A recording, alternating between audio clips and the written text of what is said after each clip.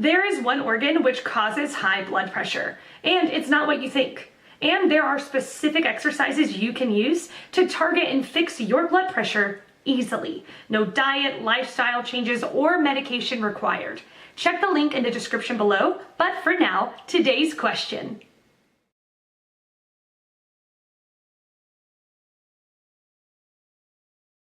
Water goes where there is salt. If you have a lot of salt in your body, you retain more water. The more water you retain, the higher your blood pressure will be. Some antihypertensive medications lower your blood pressure by making you urinate more, reducing the volume of liquid in your body. These drugs essentially do the opposite of salt. There have been some recent research that makes salt intake to be less of a concern. There are plenty of studies that directly correlate salt intake with hypertension and its associated diseases. It still stick with maintaining a low salt diet until further studies are done. An international study published in the Lancet, May 2016, done on 130 found that people with hypertension did worse if their sodium excretion was greater than 7 grams/day or less than 3 grams/day. People without hypertension did worse when their excretion of sodium was less than 3 grams/day.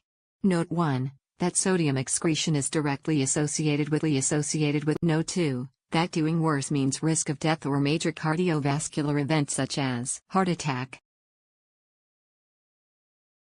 If you're a salt addict as you say, have you been tested for any genetic disorders? For example, 21-hydroxylase deficiency? It's possible that you desire salt because you actually need it. Also, a minority of the population is considered salt sensitive and will experience substantial shifts in blood pressure when adding or restricting salt.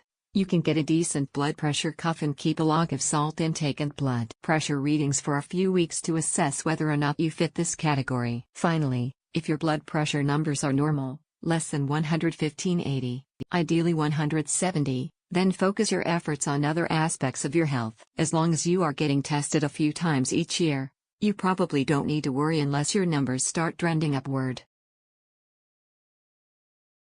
If you are a salt addict, you may be able to rest easy. It turns out salt does not need to be restricted in the general population. The recommendations to limit salt to less than 2.3 grams/day came from a study that lasted only 30 days and showed a 4 mmHg increase in blood pressure in those who ate salt. Subsequently, there have been numerous trials that showed salt intake does not increase the risk of heart attacks or strokes for most people. Now that being said, there are a subset of people who are salt sensitive and may react more strongly to salt intake. You can tell this if you retain fluid, swell in your ankles, and have your blood pressure go up significantly after eating a salty diet. If not, then you are likely okay to keep eating salt. Here is a link to an article I wrote on this exact topic last year. I hope it helps. Grab your salt shaker. Boundless Health.